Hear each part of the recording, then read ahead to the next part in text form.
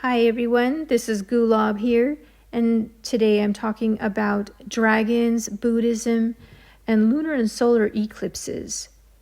So here we go. So the word eclipse comes from a Greek word that means failure to appear. The connotation is that what is expected, what is necessary, has not arrived. In this case, the reference is to light, which is essential to life. From most ancient cultural perspectives, the very existence of beings, seen and unseen, is felt to be at risk during such an event. In the view of the traditional medicine of Tibet, China, and India, the subtle energies of the body are diminished, and so out of compassion and concern for our world and all other beings, seen and unseen, we do what we can to help sustain them. It is for this reason that the merit of practice is greatly multiplied during an eclipse. And that's talking about Buddhist practice is emphasized. Kinds of eclipse. When the moon is obscured, we experience a lunar eclipse. This is the most common and observable kind, but when the sun is obscured, that is a solar eclipse. It is the most dramatic, for not only can darkness fall at noon, but it becomes very still and no birds sing. Don't forget to protect your eyes if you intend to observe any solar eclipse. Lunar eclipse. During a lunar eclipse, the earth blocks out the rays of the sun, which normally cause us to say that the moon is shining. The darkening of the usual bright moon is due to Earth's shadow covering it. The sun, earth, and moon are aligned in such a straight path that only the rays of light come from the sun that make it past the earth to get to shine on the moon's surface. This is what we're told. These are filtered through our atmosphere, which is full of tiny bits of matter. As in the case of a beautiful red sunset, it is because of this pollution that we may see the light, which is bounced back to our eyes by the particles as red. During a lunar eclipse, people familiar or not with the facts of astronomy and optics tend to say that the moon has turned red. According to Tibetan Buddhist practice, effects of actions are multiplied by a factor of 1,000 during a lunar eclipse. Eclipse prediction. People have been able to predict eclipses for thousands of years.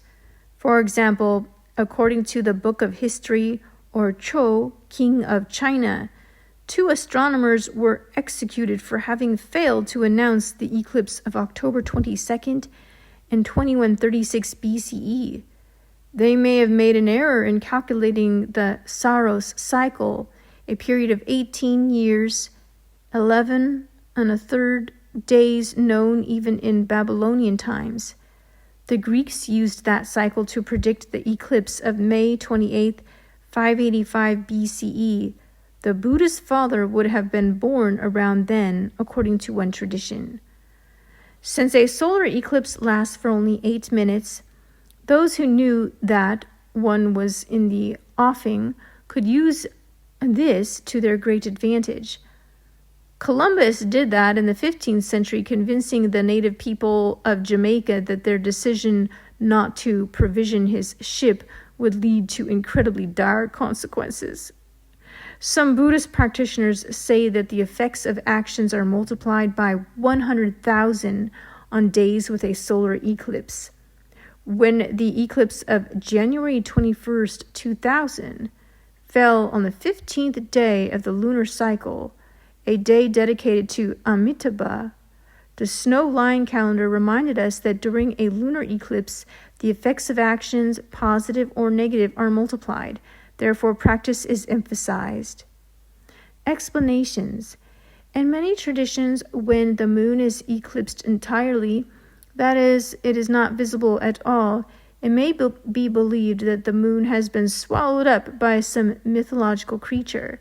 The Maya of Central America believed it was a jaguar and that it could descend to earth to devour people too. In the Chinese tradition, there is a three-legged toad who lives in the moon. Its digits stand for the 3 lunar phases. During a lunar eclipse, people may say that it has swallowed the moon. The Buryats and southern Slavs used to pray and yell, drum, throw stones, and shoot in an attempt to drive away an encroaching demon. In many parts of the world, a dragon or naga is thought to be responsible for this event, which is generally thought of as a bad omen. The Mongols know him as Alka, Rahu. In the astrology of South Asia, 2 planets called Rahu and Ketu are thought to play a role in this type of event. In Western astrology, these are referred to as the moon's nodes. The northern one corresponds to Rahu. Rahu is depicted as a Naga king, a deity of the earth and or of water, whose tail and torso and lower torso are those of a serpent. The recurrence of eclipses in a regular pattern is explained by one Hindu myth which tells how Rahu stole Amrita, the water of life, nectar of immortality from the gods, but the sun and moon were witnesses. Lord Vishnu punished the thief, Rahu, by cutting off 2 of his 4 arms, and Rahu, in his anger, stalks back and forth across the heavens from the moon to the sun. Another version has his decapitated body searching for his missing head. The Tibetan Buddhist version is the Chakdor legend. All the Buddhas gather on top of Mount Meru to consider how to obtain the elixir of life, Dutsi.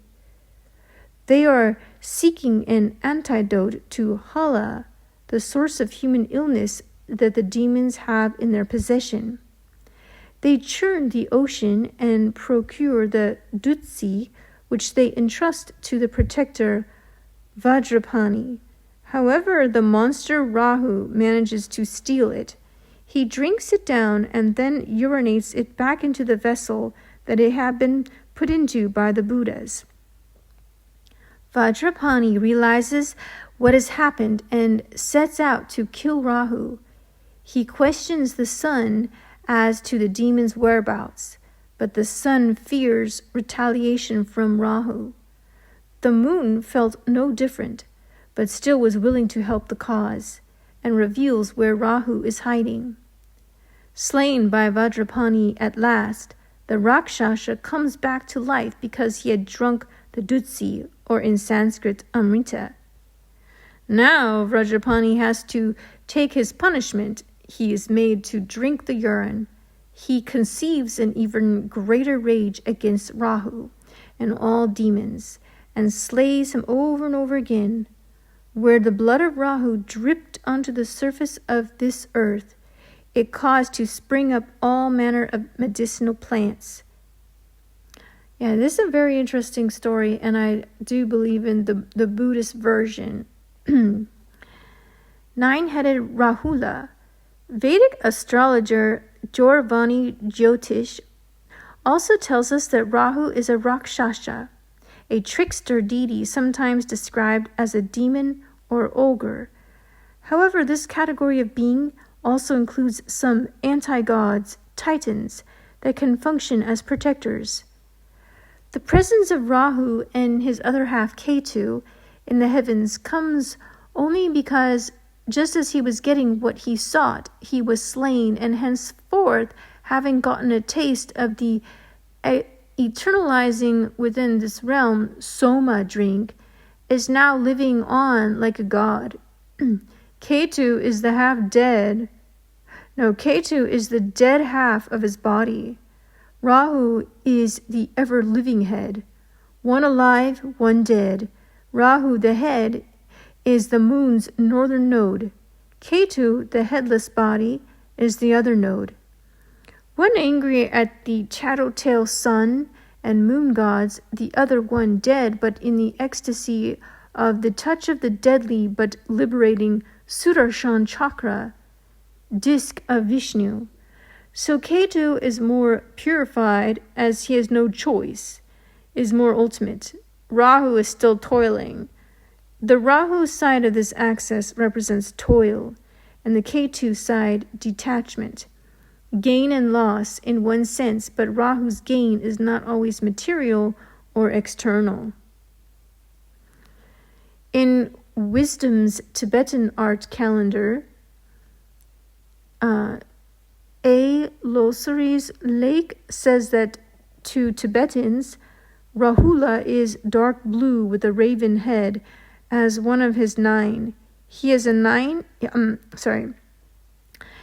a face in his belly, the mouth of which swallows up the moon or sun during eclipses. He is master of the 9 planets and the god of solar and lunar eclipses. He is a wrathful Dregpa according to the Nyingmapas, one of 8 highest protector deities who rule over a class of Gza demons. During the time of the influence of these malevolent beings, one would not normally start new projects. But since Rahula is an emanation of Vajrapani, a companion to Chenrezig, and the Bodhisattva who embodies the power of all the Buddhas, the evil influences are controlled. If you recall the details of the life of Siddhartha Gautama, Buddha Shakyamuni, you will remember that the epithet used to designate his son is Rahula, obstacle. This alludes to one view prevalent in Indian culture, that responsibility to family and emotional attachments stand in the way of spiritual attainment.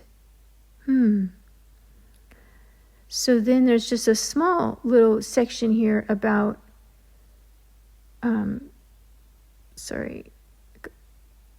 got a little Egyptian mythology. There we go.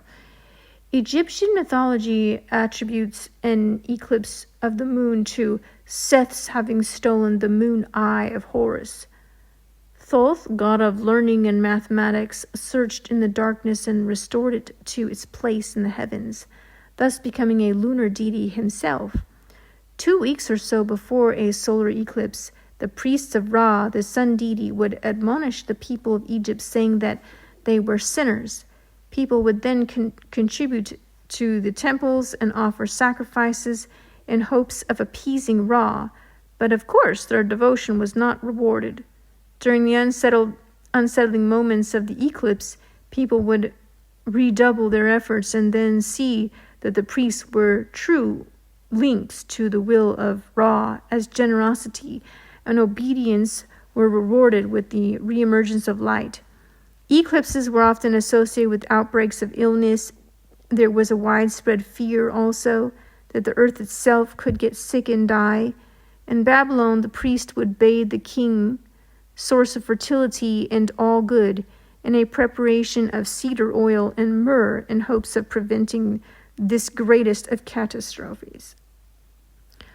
All right, I'm going to stop there as a part 2, and I will continue on with the part 3 in just a moment.